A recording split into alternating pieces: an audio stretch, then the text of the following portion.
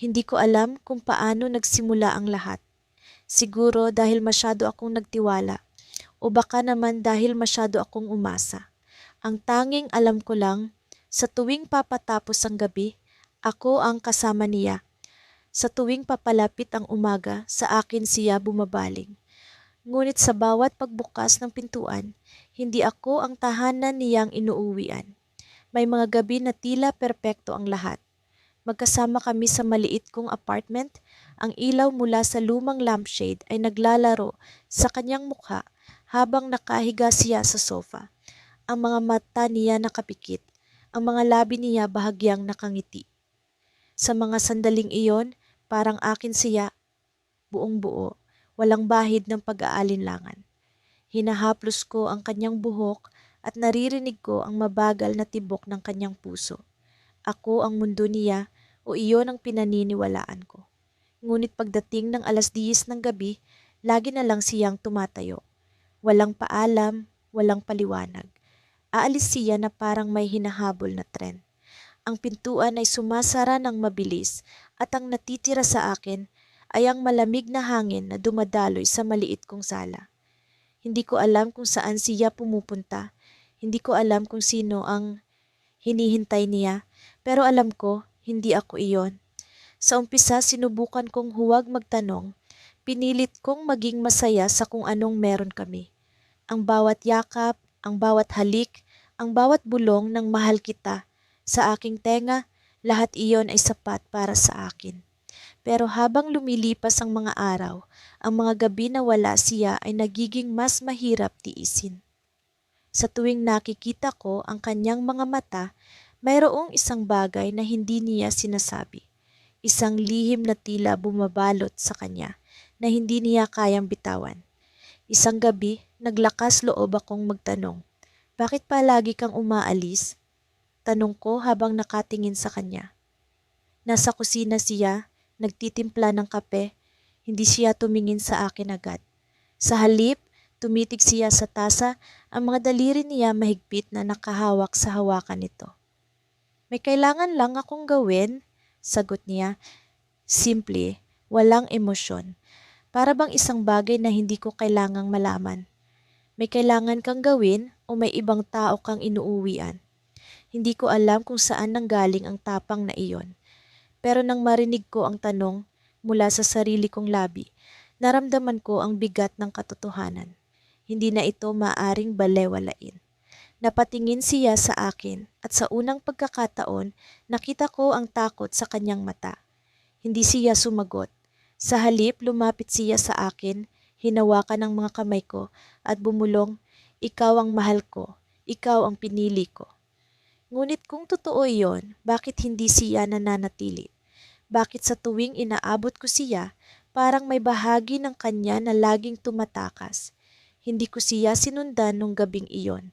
Pero sa mga sumunod na araw, ang mga tanong sa isip ko ay naging mas malakas kaysa sa takot kong malaman ang sagot. Kaya isang gabi, nung umalis siya sa apartment, sinundan ko siya. Hindi ko alam kung ano ang inaasahan kong makita, pero ang bawat hakbang ko ay puno ng kaba. Ang mga ilaw ng kalsada ay naglalaro sa paligid. Ang mga anino ng mga tao ay naglalakad sa tabi ko. Pero ang tanging nakikita ko lang ay ang hugis ng kanyang likuran habang naglalakad siya sa direksyon na hindi ko alam. Huminto siya sa isang malaking bahay. Hindi ko alam kung kanino iyon, pero ang disenyo nito ay malayo sa simpleng buhay na meron ako. Ang mga bintana ay may kurtina, ang bakuran ay puno ng mamahaling halaman. Sa gilid ng pintuan, may nakasabit na ilaw na parang laging handa para sa pagdating ng bisita. Pumasok siya sa loob at naiwan akong nakatayo sa labas. Ang dibdib ko ay bumibigat, ang mga kamay ko ay nanginginig. Dapat ba akong kumatok? Dapat ba akong magtanong? O dapat ba akong umalis na lang? Pero bago ko pa magawang magdesisyon, bumukas ang pintuan. Ako'y napalayo sa isang sulok, nagtago sa likod ng puno. Nakita ko siya. Kasama niya ang isang babae, maganda, elegante, para bang galing sa ibang mundo. Nagtawanan silang dalawa Ang mga mata nila puno ng kislap na hindi ko kailanman nakita sa kanya nung magkasama kami. At doon ko naisip, hindi ako ang tahanan niya, hindi ako ang babaeng pinipili niyang uwian. Naramdaman ko ang mga luha na bumagsak sa pisngi ko. Hindi ko alam kung ano ang mas masakit, ang katotohanang may iba siya o ang katotohanang kailanman hindi ko siya lubos na nakilala. Pero hindi pa tapos ang gabi. Hindi pa tapos ang kwento. Habang nakatago ako sa likod ng puno, narinig ko ang isang bagay na nagpatigil sa lahat. Isang boses mula sa loob ng bahay na tumawag sa kanya. Papa, halika na dito. Maglaro tayo. Papa, ang salita ay umalingaw-ngaw sa isip ko. Paulit-ulit. May anak siya, may pamilya siya. Ang mundo ko ay biglang gumuhong parang kastilyong buhangin.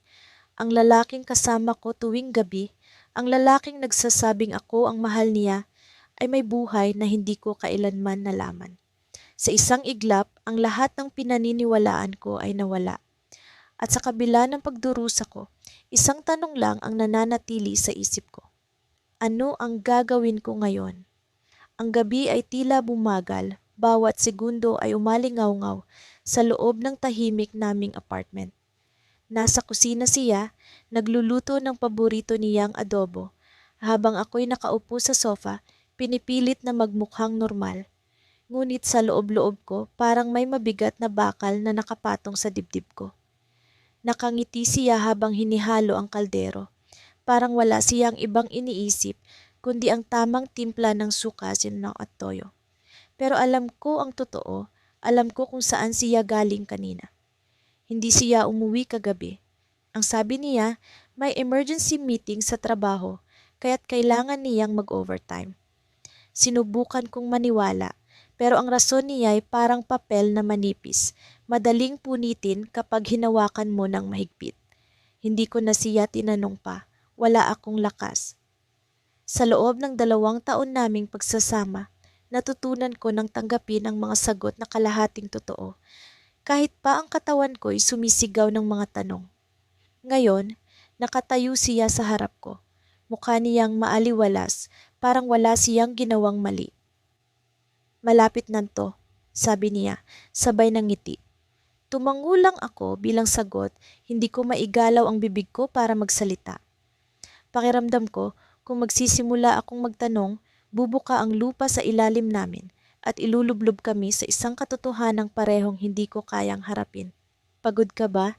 Tanong niya, sabay lapit sa akin. Umupo siya sa tabi ko, amoy ng bawang at paminta ang dala ng balat niya. Hinawakan niya ang kamay ko, malamig ang kanyang palad, pero ang hawak niya ay mahigpit. Pasensya ka na kung medyo busy ako nitong mga nakaraang araw. Alam mo namang trabaho lang to. Tumango ulit ako. Ano pa ba ang sasabihin ko? Kung magtanong ako, parang ako pa ang mali. Kung magsalita ako ang magiging kontrabida. Kaya't pinili kong manahimik, gaya ng palaging ginagawa ko. Pero sa loob-loob ko, may boses na sumisigaw. Adalada madanam, mga mata mo, bakit parang may ibang mundo roon? Bakit parang hindi ako ang tahanan mo? Kinain namin ng hapunan ng walang imikan. Tumatawa siya paminsan-minsan, nagkukwento ng mga walang kwentang detalye tungkol sa opisina. Pati ang tunog ng kutsara at tinidor sa platoy, parang koro ng isang malungkot na awitin. Nakatitig ako sa kaniya, hinahanap ang sagot sa tanong na matagal ko nang gustong itanong. Ang desaya, bakit mo ako pinili kung hindi mo rin naman ako pipiliin sa dulo? Pagkatapos naming kumain, nagpresenta siyang maghugas ng plato. Pinanood ko siyang gumalaw sa kusina, ang likod niyang pamilyar na pamilyar sa akin, ang bawat galaw ng kamay niya sa tubig. Pero kahit pa nasa harapan ko siya, pakiramdam ko'y napakalayo niya. Parang may tabing sa pagitan namin, isang manipis ngunit matibay na harang na hindi ko kayang lampasan. Pagkatapos niyang magligpit, lumapit siya sa akin. May meeting ako bukas, sabi niya. Maaga akong aalis. Tumango ulit ako.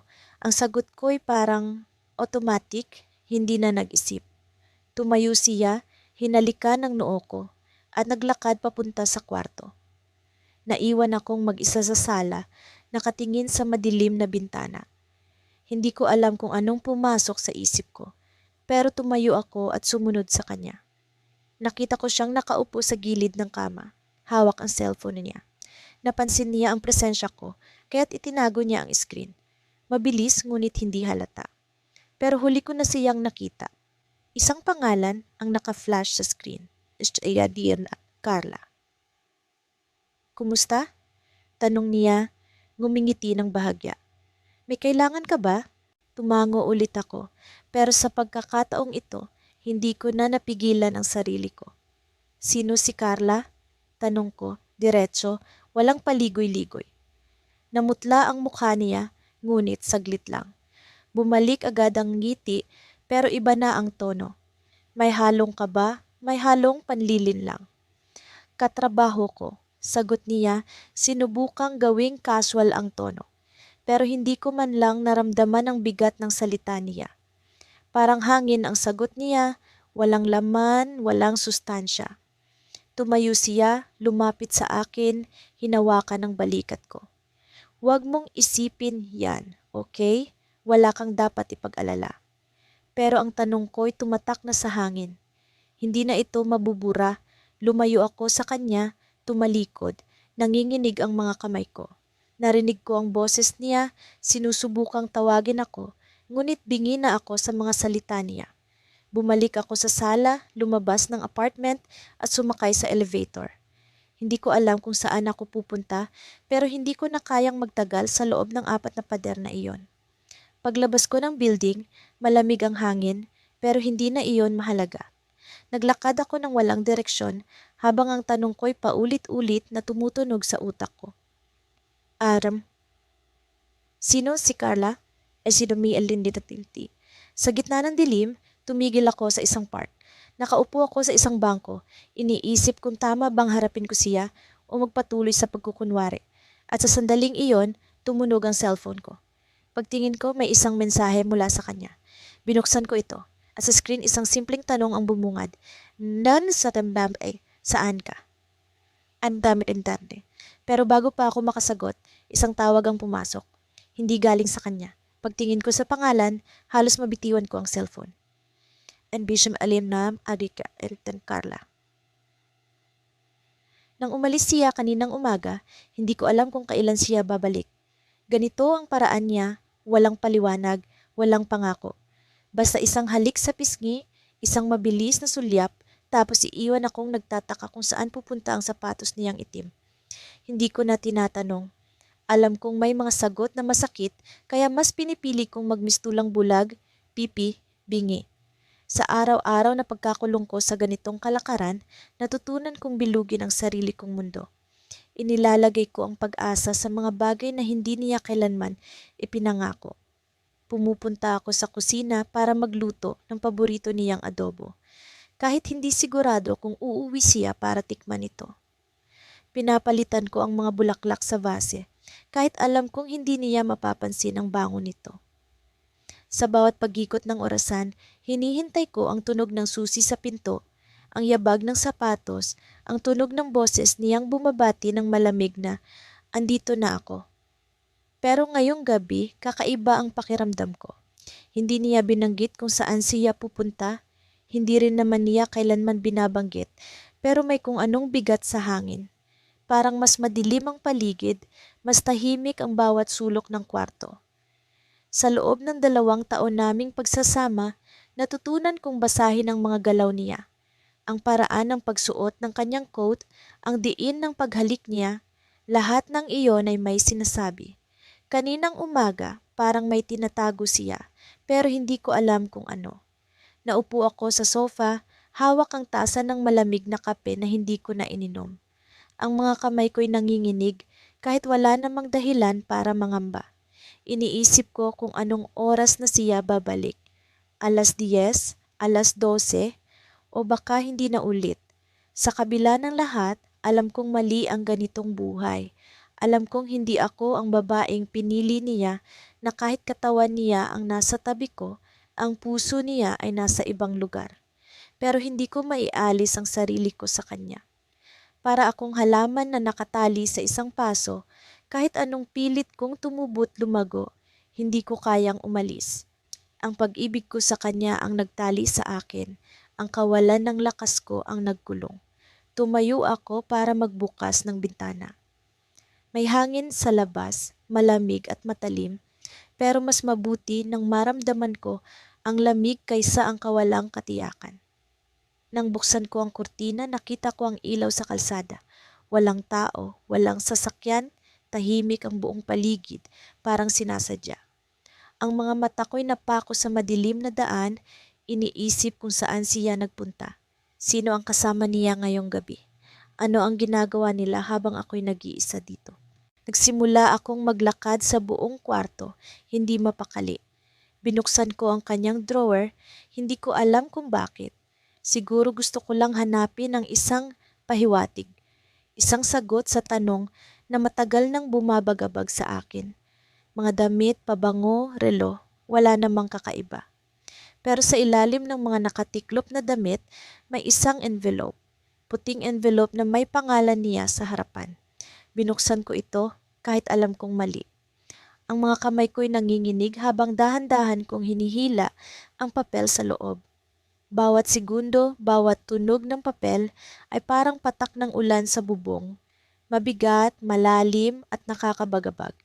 Nang makita ko ang laman, halos hindi ko maipaliwanag ang nararamdaman ko. Isang larawan. Larawan niya kasama ang isang babae. Nakangiti siya, hawak ang kamay ng babae, parang sila ang perpektong magkasama. Ang babaeng ito, hindi ko kilala. Hindi siya ang babaeng iniisip ko. Hindi siya ang inaakala kong pinupuntahan niya. Sino siya? Saan sila magkasama? Bakit hindi ko alam ang tungkol sa kanya? Sa ilalim ng larawan may sulat. Salamat sa lahat, mahal. Hindi ko alam kung paano ako magiging masaya kung wala ka. Ang mga salitang iyon ay parang mga kutsilyong tumarak sa puso ko. Hindi ko alam kung ano ang mas masakit, ang makita siyang masaya sa piling ng iba, o ang matuklasang hindi ko siya kailanman napasaya. Pinikit ko ang mga mata, sinusubukang pigilan ang luha. Pero paano mo pipigilan ang sakit na parang tinatabunan ka ng alon? Bumagsak ako sa sahig, hawak ang larawan, ang sulat, ang envelope, lahat ng ito'y nagiging mabigat, parang hindi ko na kayang dalhin. Narinig ko ang tunog ng pinto, ang susi, ang yabag ng sapatos, ang boses niyang tumatawag sa akin. Andito na ako. Hindi ko alam kung paano ko siya haharapin. Hindi ko alam kung kaya kong magpanggap na wala akong nalaman.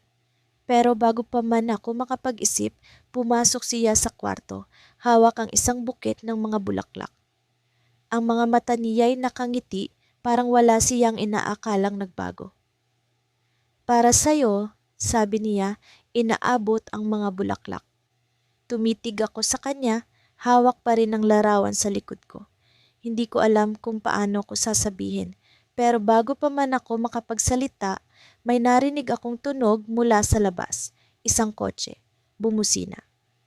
Tumalikod siya, tumingin sa bintana at ngumiti.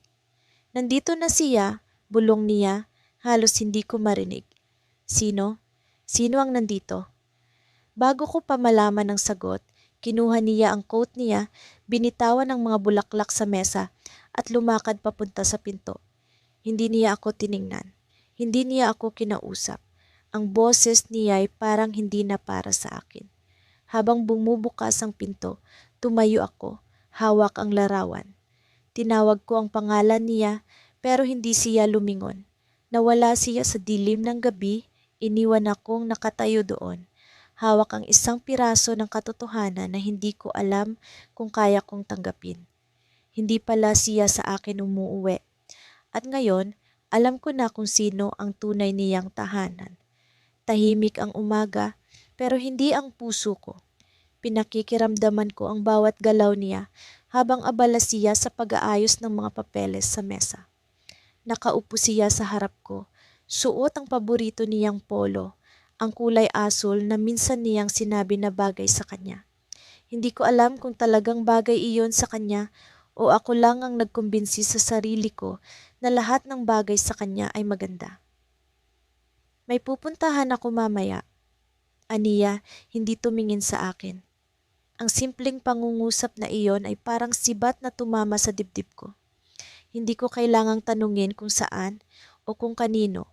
Alam ko na, pero ang sakit ay parang bago pa rin sa tuwing maririnig ko ang mga salitang iyon mula sa kanya. Noon ko naisip kung paano ang mga salitang may pupuntahan ako ay maaaring maging pinakamalupit na bagay na maririnig ng isang babae. Ah, ganun ba? Ingat ka, sagot ko, pilit na pinapanatili ang normal na tono ng boses ko. Tumayo siya, kinuha ang susi sa mesa at tumingin sa akin. Sa sandaling iyon, nagtagpo ang mga mata namin. Nakangiti siya, pero hindi ko mabasa kung ano ang nasa likod ng ngiti niya. Lagi siyang ganyan. Isang tanong na hindi masasagot, isang taong hindi mo kailanman lubos na mauunawaan. Salamat, sabi niya at umalis na. Nang marinig ko ang pagsara ng pintuan, para akong napako sa kinauupuan ko. Hindi ko alam kung ilang minuto akong nanatiling nakaupo roon, nakatingin sa mesa, sa baso ng tubig na iniwan niya. Hindi ko alam kung bakit masakit ang simpleng pag-alis niya, pero alam ko kung bakit mas masakit ang hindi niya pag-uwi sa akin, hindi talaga siya akin. Pumasok ako sa kwarto at naupo sa gilid ng kama. Ang kwarto naming dalawa, ang kwarto na punong-puno ng mga alaala ng pagiging magkasama, pero unti-unti ring naging kwarto ng kawalan. Sa bawat sulok nito ay may bakas ng mga bagay na hindi ko na maabot. Ang mga litrato sa dingding, ang mga unan sa kama, ang mga kurtina na siya mismo ang pumili. Lahat ng iyon ay tila nagiging paalala kung gaano ako kalayo sa kanya, sa kabila ng pagiging malapit namin. Ang utak ko ay naglaro ng mga tanong na paulit-ulit. Bakit ako? Bakit hindi siya ang piliin mo kung sa kanya ka naman palaging umuwi? Bakit binigyan mo ako ng espasyo sa buhay mo kung iba naman ang tahanan mo? Tumayo ako at lumapit sa aparador. Binuksan ko ito at naroon ang mga damit niya, ang mga polo niyang maayos na nakatupi, ang mga paborito niyang jacket na minsan kong hinahangaan habang suot niya. Ang bawat piraso ng damit ay may kwento. Parang bawat piraso ng buhay niya na hindi ko pa rin lubos na nauunawaan. Sa ilalim ng mga nakatuping damit, may natapik akong kahon. Hindi ko ito napansin noon. Kinuha ko ito at binuksan. Sa loob nito ay mga larawan. Mga lumang larawan na hindi ko pa nakikita. Isa-isa kong tiningnan ang mga ito at naramdaman ko ang pagbigat ng dibdib ko sa bawat larawan na dumadaan sa mga daliri ko. Siya, kasama ang isang babae, ang babaeng iyon. Ang babaeng pinupuntahan niya, ang babaeng hindi ko kayang makipagkompetensya. May mga larawan na kuha sa tabing dagat, may mga larawan na kuha sa isang restaurant, may larawan pa silang magkahawak kamay. Sa huling larawan, naroon sila sa harap ng isang bahay. Ang ngiti niya roon ay iba, hindi tulad ng nanggiti niya sa akin. Hindi ko maipaliwanag kung bakit, pero alam kong totoo ang nangiti niya roon. Tumulo ang luha ko. Hindi ko napigilan. Hindi ko alam kung galit ba ang nararamdaman ko o lungkot. Siguro pareho. O siguro wala na akong nararamdaman kundi kawalan.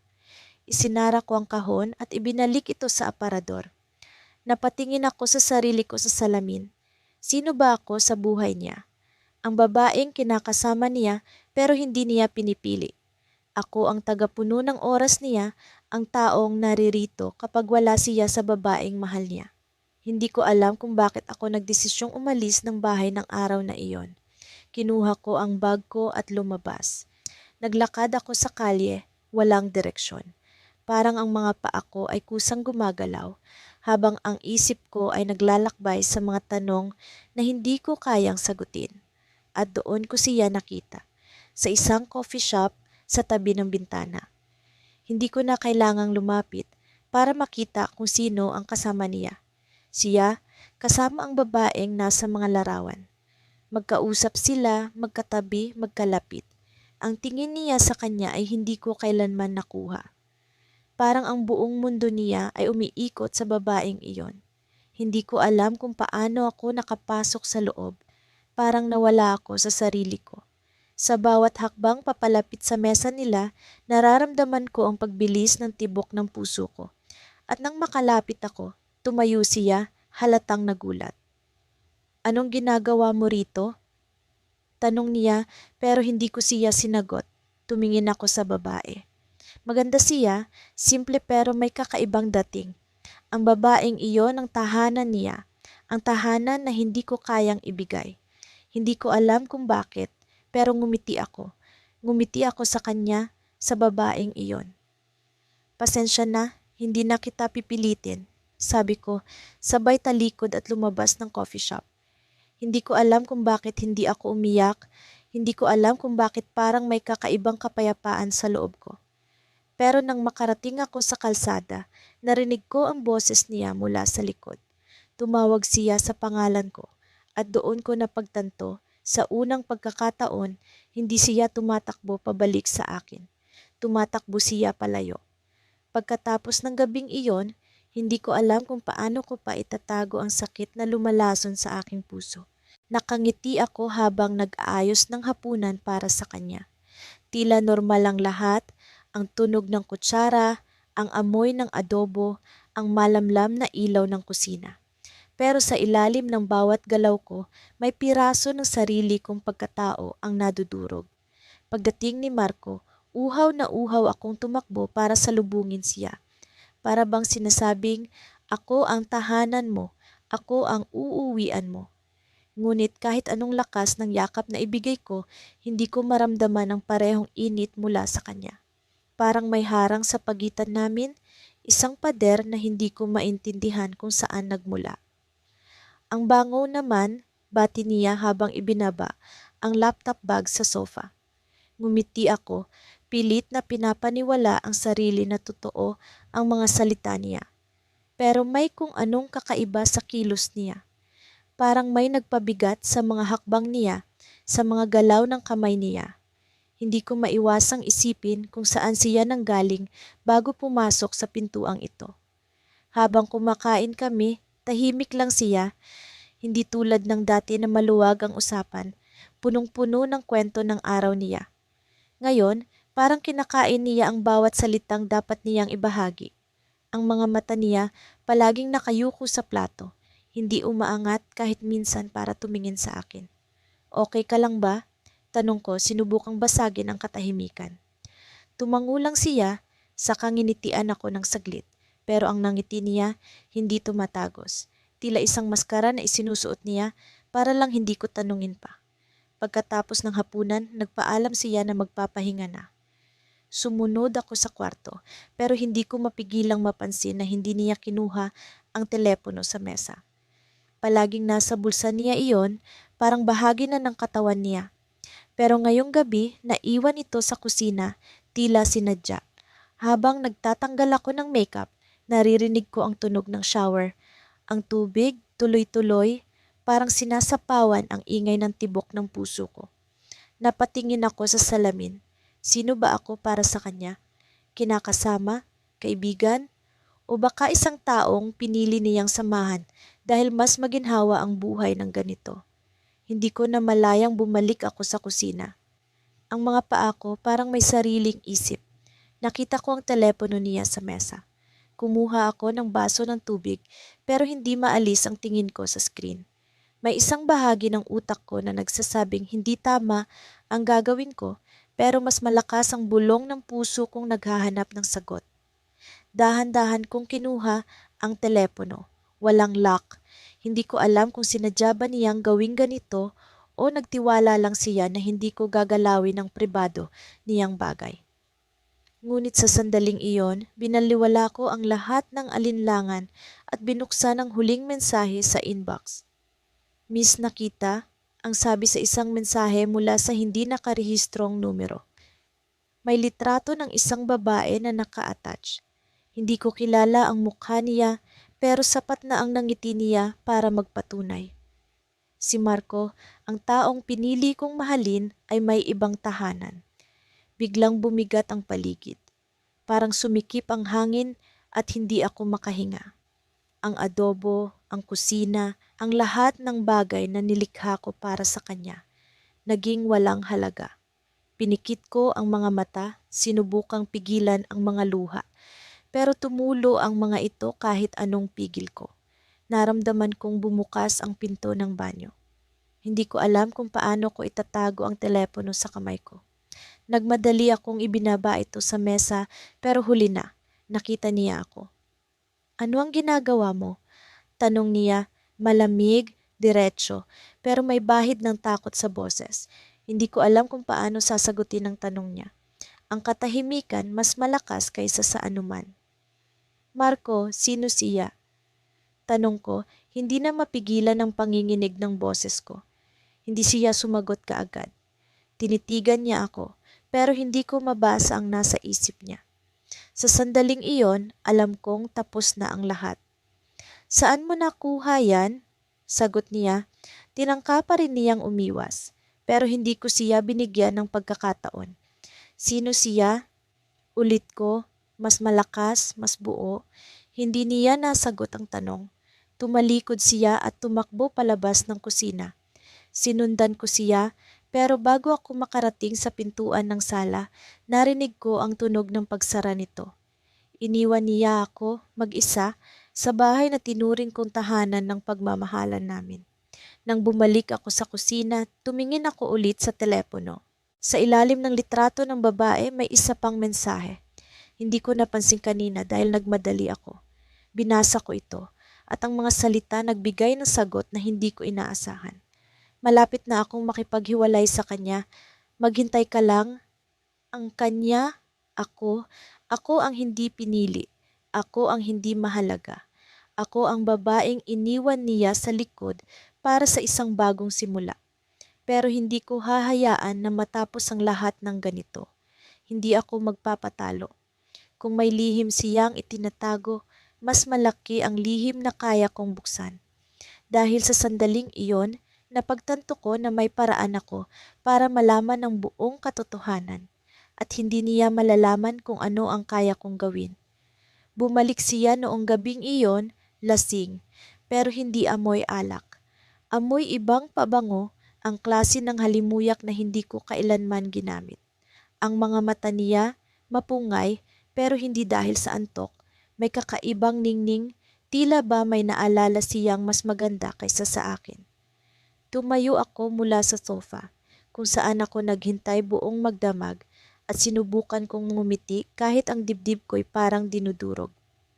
"Na-late ka," sabi ko, pilit na pinapanatili ang boses kong kalmado. "Busy sa trabaho," sagot niya, hindi tumitingin sa akin habang hinuhubad ang kanyang coat. Tumama sa akin iyon ng diretso, isang sagot na walang kabuhay-buhay, walang kahit anong paliwanag. Hindi ko alam kung mas masakit ang malamig na tugon niya o ang katotohanang hindi na niya kinakailangang magpaliwanag. Lumapit ako sa kanya habang inaabot niya ang baso ng tubig sa kusina. "Hindi mo ba napansin? Hindi mo man lang tinanong kung kumain na ako o kung naghintay ako sa'yo.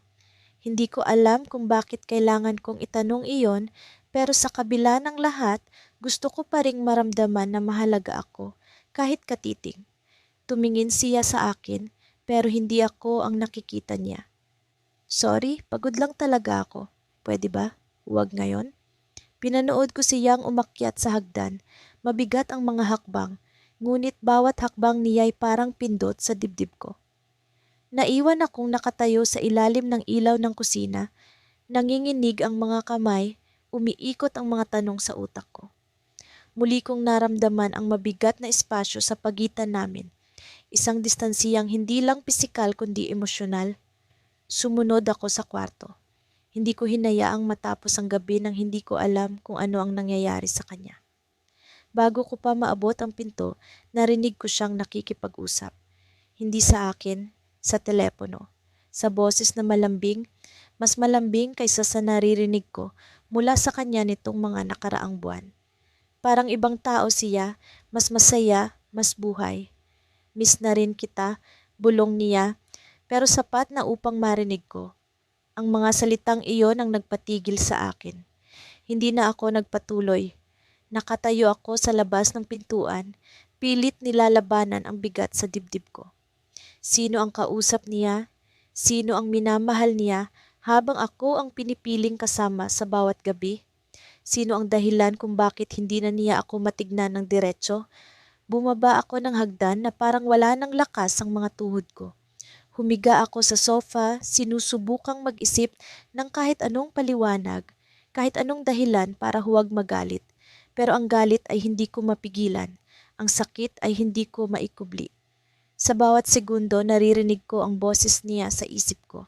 Ang malambing na tono na hindi para sa akin. Kinabukasan nagising akong wala na siya. May iniwang sticky note sa lamesa. May meeting ako, gabi na ako makakauwi. Simpleng mga salita pero tila ba ang bawat letra ay isang pako sa puso ko. Hindi niya man lang ako ginising upang magpaalam. Hindi niya man lang ako hinalikan bago siya umalis. Ang araw na iyon ay naging mabigat. Pilit kong iniwasan ang pag-iisip pero paulit-ulit na bumabalik sa akin ang tanong. Sino siya? Sinong ibang babae ang nagmamay-ari ng mga ngiti niya, ng mga titig niya, ng mga panahong dapat sa akin nakalaan? Kung ako ang kinakasama niya, bakit hindi ako ang pinipili niya? Sa hapon, nagdesisyon akong magsaliksik. Hindi ko alam kung tama ito, pero hindi ko na kayang magbulag-bulagan. Binuksan ko ang laptop niya, ang device na hindi niya kailanman itinago sa akin. Ngunit hindi rin niya kailanman pinahintulutang galawin ko. Pagbukas ko, nakita ko ang inbox ng email. Halos mabagsak ang mouse mula sa kamay ko nang makita ko ang pangalan ng babae. Alam kong mahirap, pero hindi ko kayang mawala ka sa akin. Nabasa ko sa isa sa mga email. Ang sagot niya, hindi ko rin kayang mawala ka. Maghihintay ako ng tamang panahon. Tamang panahon para sa kanila, para sa pag-ibig nila, para sa buhay na hindi kasama ako. Tumayo ako mula sa upuan, nanginginig, hindi makapaniwala sa lahat ng nabasa ko. Ang lalaking tumutulog sa tabi ko gabi-gabi ay may ibang mundo, ibang buhay na hindi ako kasali. Napagtagpi-tagpi ko na ang lahat, ang mga late na uwi, ang malamig na pakikitungo, ang kawalan ng paliwanag. Hindi ko na alam kung ako ang dapat sisihin. Ako ba ang dahilan kung bakit siya naghahanap ng iba? Ako ba ang hindi sapat? Pero sa bawat tanong na iyon, may sagot na bumubulong sa likod ng isip ko. Hindi ako ang problema, siya ang pumili. Siya ang nagdesisyon. Pagsapit ng gabi, umuwi siya. Muli, lasing, pero hindi amoy alak. Amoy ibang pabango, tumayo ako sa harap niya, hindi na kayang magkunwari pa. Sino siya? Tanong ko, diretso, walang paligoy-ligoy. Napatingin siya sa akin at sa unang pagkakataon, nakita ko ang takot sa mga mata niya. Hindi siya agad nakasagot. Ang katahimikan ay mas malakas kaysa sa kahit anong sagot na pwede niyang ibigay. Sino siya? Ulit ko, mas matatag kahit ang boses ko'y nanginginig.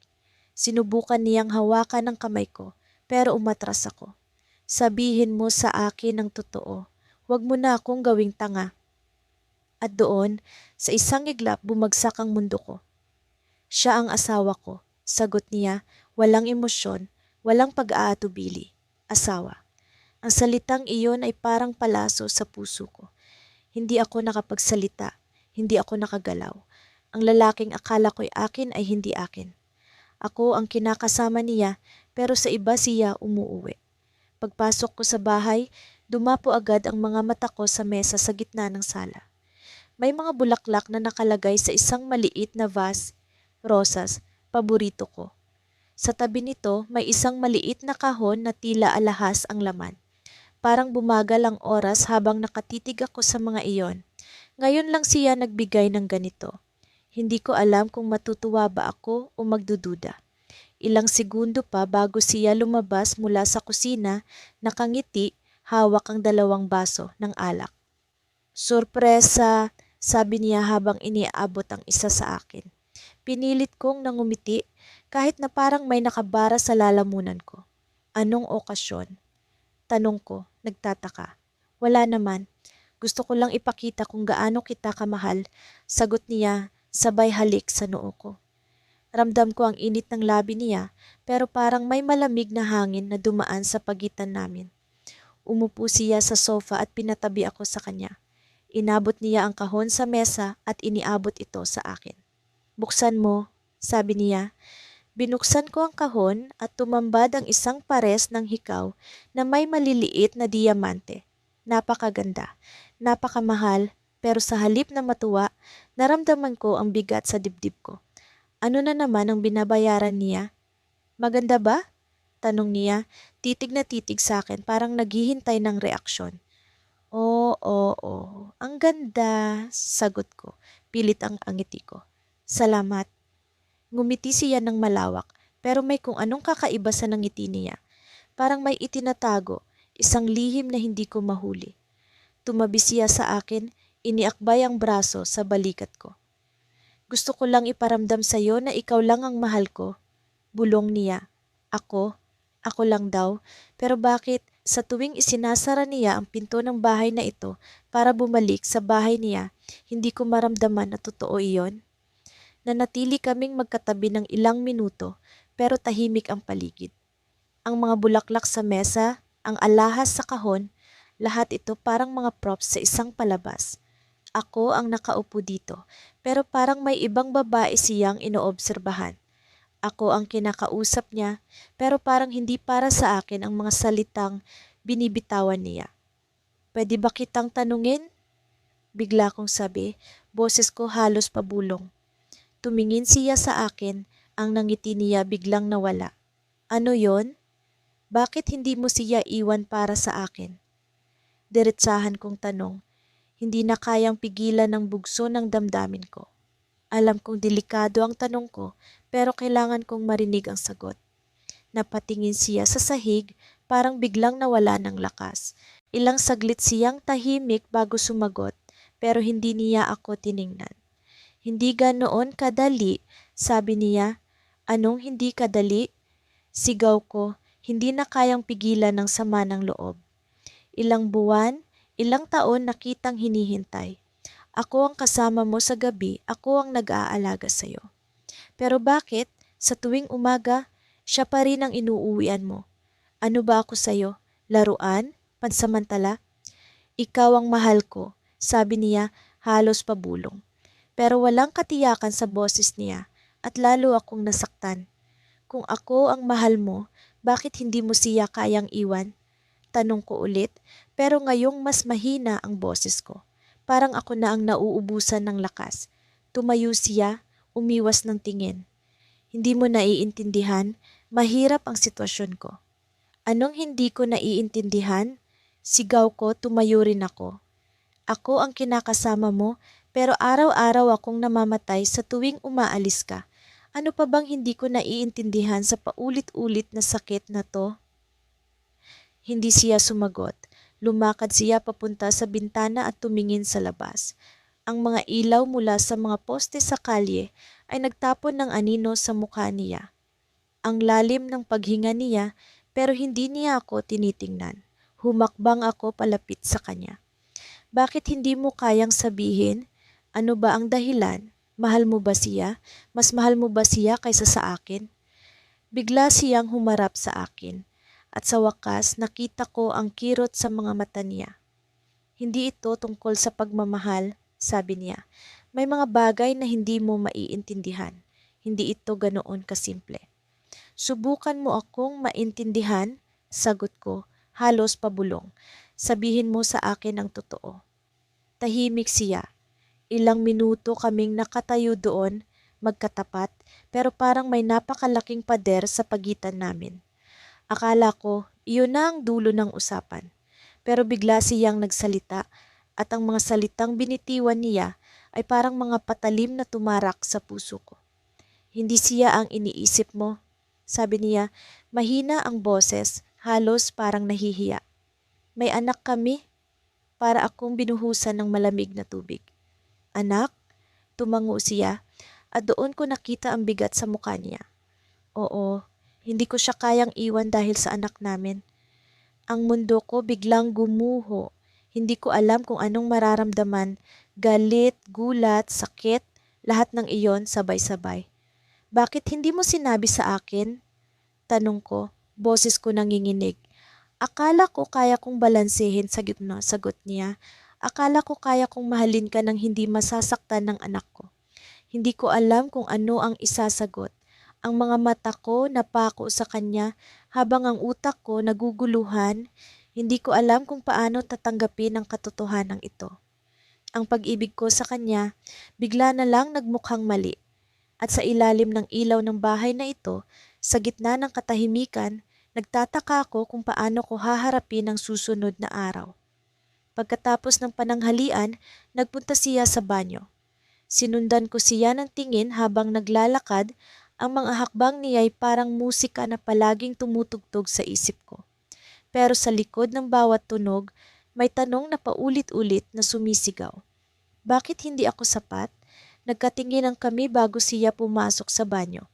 Baka sa mukha niya ang pagod, ngunit hindi niya kailanman inamin iyon. Sa tuwing tinatanong ko kung ano ang bumabagabag sa kanya, palaging sagot niya ay, wala, pagod lang sa trabaho. Pero alam ko na may iba, alam ko na ang pagod niya ay hindi lang galing sa opisina, kundi sa buhay na itinatago niya sa akin. Pagkalipas ng ilang minuto, narinig ko ang tunog ng tubig mula sa shower. Bumalik ako sa sala at umupo sa sofa. Ang kwarto'y tahimik, pero ang isip ko'y maingay. Sa dami ng tanong na gumugulo sa akin, isa lang ang hindi ko kayang sagutin. Hanggang kailan ko kakayanin ito? Ang sagot ay palaging nakatago sa likod ng takot. Takot na baka mawala siya sa akin kung pilitin kong malaman ang buong katotohanan. Habang nakatingin sa mesa, napansin ko ang telepono niya. Naiwan niya ito sa tabi ng tasa ng kape. Hindi ko alam kung bakit, pero parang may nag-udyok sa akin na kunin ito. Hindi ko ugali ang maghalungkat ng gamit niya, pero ngayon, parang hindi ko mapigilan ang sarili ko. Ang telepono ay parang isang pinto na kailangang buksan. Isang pinto patungo sa sagot na matagal ko nang hinahanap. Kinuha ko ang telepono. Malamig ang mga daliri ko habang pinipindot ang screen. Hindi nakalock. Hindi ko alam kung sinadya niya itong iwan na bukas o talagang kampante siya na hindi ko gagalawin ito. Sa inbox ng mga mensahe, may isang pangalan na pamilyar pero hindi ko inaasahan na nandito. Mia, binasa ko ang mga huling mensahe nila. Ang puso ko'y bumilis ng kabog sa bawat salita.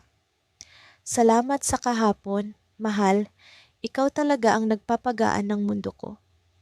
Malapit na ako. Huwag mo akong hintayin ng masiyado. Baka magalit na naman siya.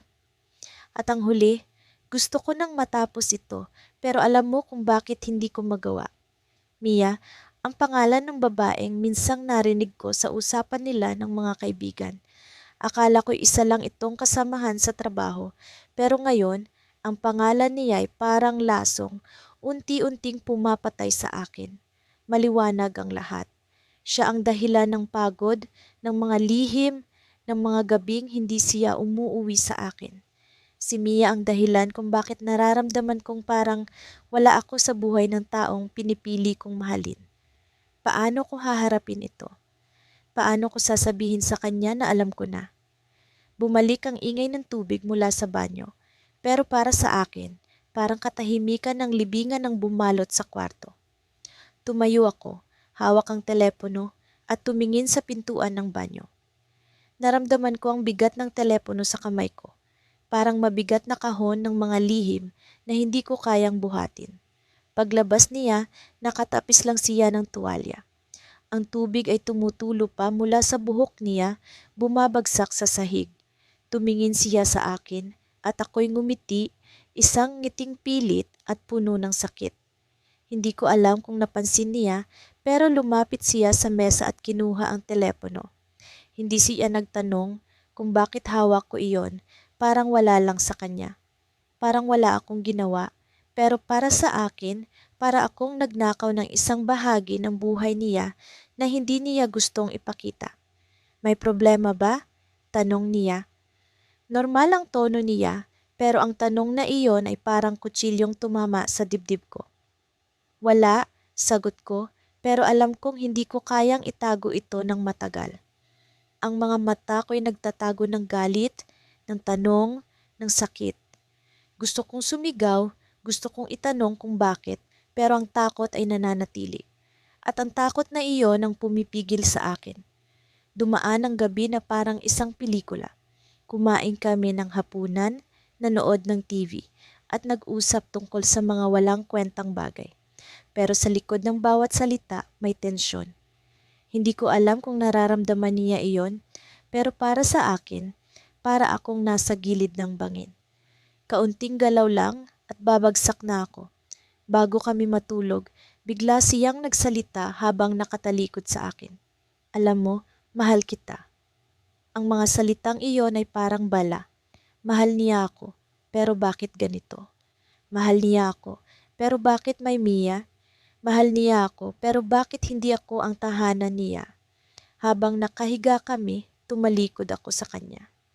Ang mga mata ko'y nakatingin sa dilim, pero ang isip ko'y puno ng liwanag ng mga tanong.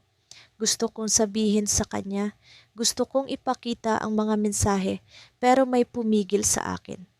Baka bukas, baka sa tamang oras. Pero ang oras na iyon ay parang hindi darating. Pumikit ako, pilit na tinatanggap ang sakit, pero bago ako tuluyang makatulog, may narinig akong tunog. Ang telepono niya. Binuksan niya ito at sa gilid ng mata ko, nakita kong nagbasa siya ng mensahe. Ngumiti siya, isang ngiti na hindi ko pa nakita noon. Isang ngiti na hindi para sa akin. Mahal kita, bulong niya. Pero hindi ako ang kausap niya. Bumalik siya sa aming maliit na apartment ng gabing iyon, ang oras na parang patalim sa aking dibdib. Sumama ang panahon. Dumadagundong ang ulan sa bubong, tila sumasalamin sa bigat ng aking nararamdaman. Nang pumasok siya, basa ang kanyang suot, amoy ulan, at may kakaibang ekspresyon sa muka. Hindi ko maipaliwanag kung bakit, pero iba ang kanyang nangiti. Hindi ito ang nangiting nakikita ko tuwing magkasama kami. Hindi ito ang nangiting para sa akin. Bakit mo ako tinatawagan ng paulit-ulit? Tanong niya habang hinuhubad ang jacket. Hindi niya ako tiningnan, abala sa pag-aayos ng kanyang mga basang gamit. Wala man lang lambing sa tono niya. Hindi ko alam kung paano sasagutin ang tanong na iyon. Nag-aalala lang ako, pero sa kanya, parang abala pa ang simpleng pag-aalala ko. Akala ko kasi, hindi ka na babalik? Sagot ko, pilit pinipigil ang panginginig ng boses ko. Hindi ko alam kung narinig niya ito dahil hindi siya tumingin sa akin. Tumungo siya sa banyo para magpalit ng damit. Naiwan akong nakatayo sa gitna ng sala, basang-basa ng emosyon pero tuyot ang lakas. Paglabas niya, suot na niya ang isa sa mga lumang damit na binili ko para sa kanya. Nakatitig ako sa kanya habang naglalakad siya patungo sa kusina, parang walang nangyari. Parang walang bigat ang gabing ito para sa kanya. Seryoso, paano niya nagagawa iyon? Paano niya ako naiiwang wasak habang siya tuloy lang sa normal niyang buhay? Nang hindi ko na mapigilan, nagsalita ako. Saan ka ba nanggaling? Tumigil siya sa pagbukas ng refrigerator. Tumingin siya sa akin pero hindi ko mabasa kung ano ang nasa isip niya. Sa trabaho lang, medyo natagalan dahil sa ulan. Sa trabaho, palaging sa trabaho. Pero bakit ang daming puwang sa pagitan ng mga sagot niya? Bakit ang daming oras na hindi ko alam kung nasaan siya? Bakit ang daming bagay na hindi niya sinasabi? Alam kong may mali, pero hindi ko alam kung paano ito haharapin. Paulit-ulit na lang ang sagot mo, bulong ko, halos hindi ko na marinig ang sarili ko. Sinubukan kong kontrolin ang panginginig ng kamay ko habang sinasabi ang mga salitang iyon, pero naramdaman kong napansin niya ito. Lumapit siya sa akin, hawak ang baso ng tubig. Inilapag niya ito sa mesa sa tabi ko, pero hindi niya ako hinawakan. Anong gusto mong itanong? Tanong niya, malamig ang tono. Sabihin mo ng diretso. Hindi ko alam kung dapat ko bang sabihin. Hindi ko alam kung handa akong marinig ang sagot niya. Pero sa puntong iyon, wala na akong pakialam kung masaktan ako. Kailangan kong malaman. Kailangan kong marinig ang katotohanan kahit gaano ito kasakit. May iba ka ba? Tanong ko, diretso sa mata niya. Hindi ko na binalot sa mahabang paliwanag. Hindi ko na ginamit ang mga salitang pampalubag loob. Alam ko naman na kung ano ang sagot niya, pero gusto ko pa rin itong marinig mula sa kanya. Gusto ko pa rin ng kumpirmasyon. Hindi siya agad sumagot. Tumingin siya sa akin, pero parang may distansya sa pagitan namin na hindi ko maabot. Pagkatapos ng ilang segundo, bumuntong hininga siya at tumingin sa sahig. Bakit mo ba iniisip yan? Tanong niya, hindi man lang direktang sinagot ang tanong ko. Hindi ba sapat na nandito ako ngayon? Nandito siya ngayon, pero para sa akin, hindi iyon sapat. Hindi iyon kailanman magiging sapat. Ang presensya niya sa apartment na ito ay hindi magbubura sa kawalan niya sa ibang bahagi ng buhay ko.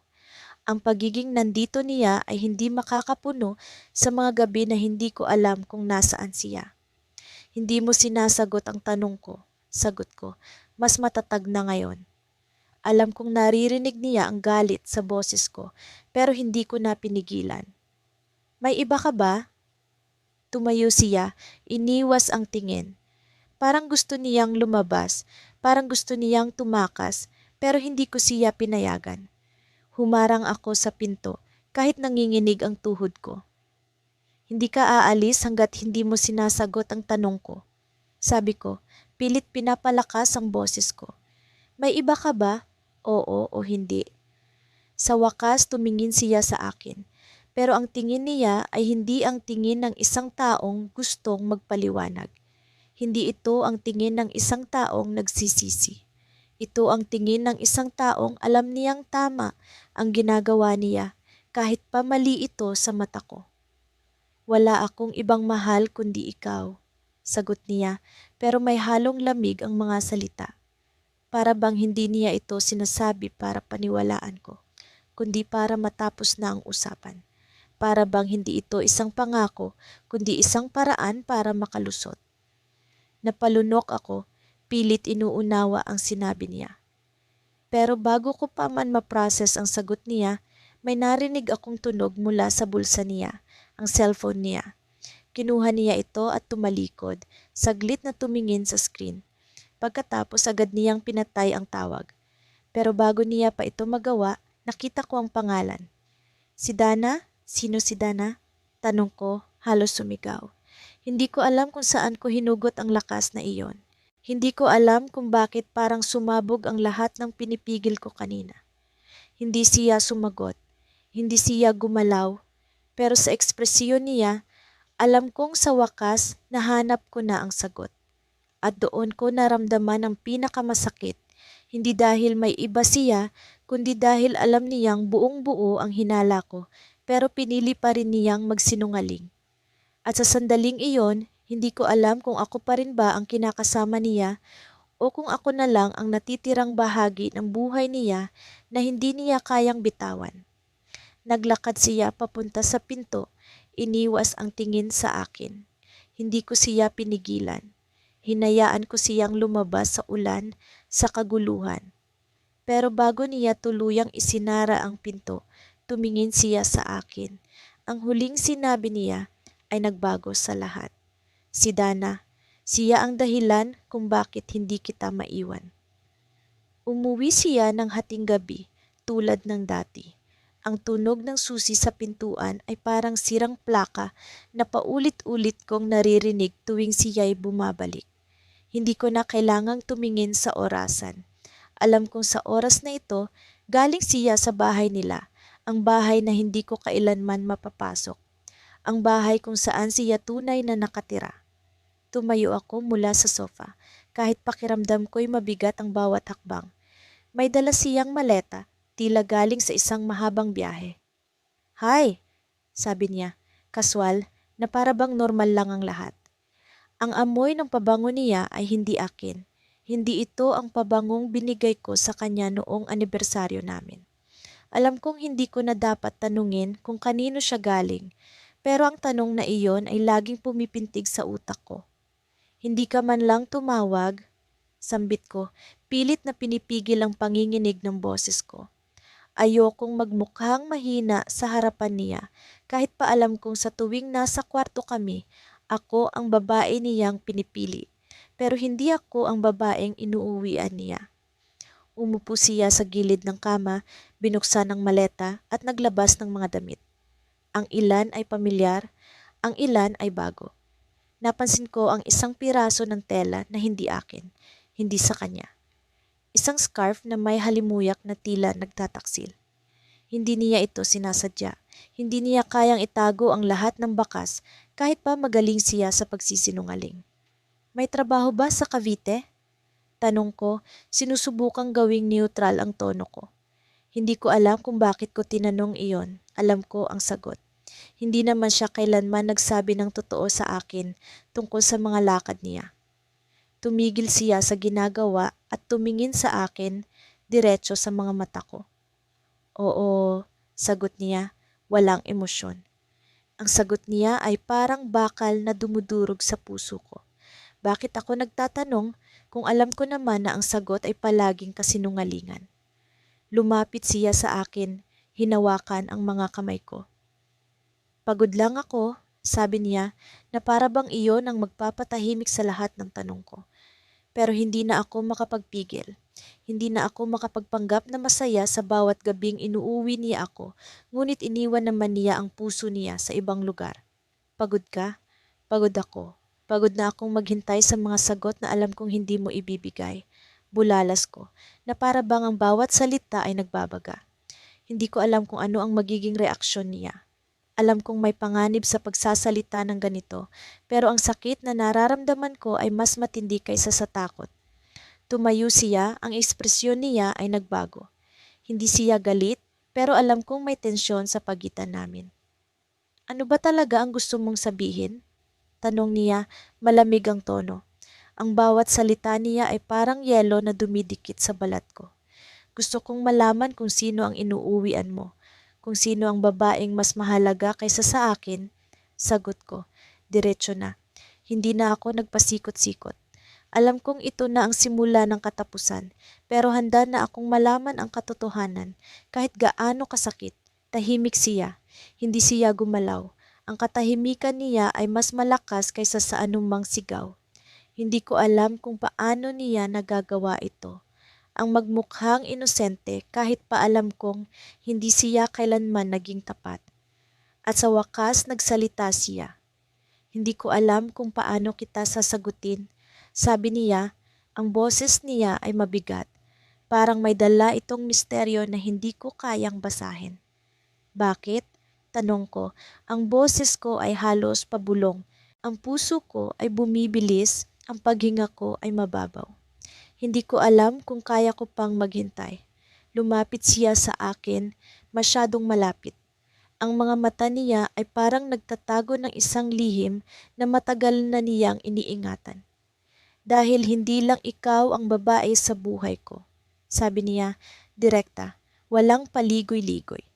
Ang mga salita niya ay parang kutsilyong tumarak sa dibdib ko. Para akong natulala.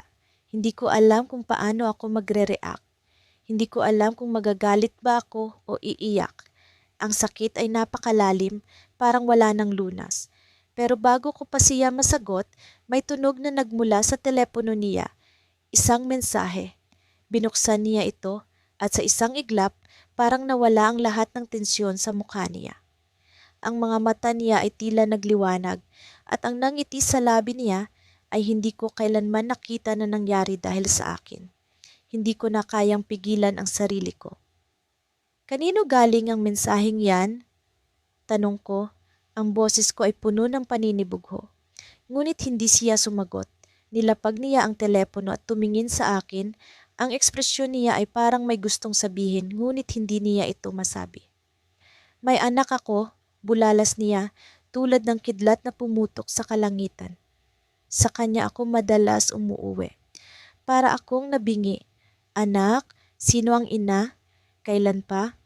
Ang mga tanong ay nag-uunahan sa isip ko, pero hindi ko alam kung alin ang dapat kong itanong. At doon ko naalala ang scarf, ang pabango, ang mga gabing hindi siya tumatawag. Ang lahat ng iyon ay may sagot na, at ang sagot ay hindi ako.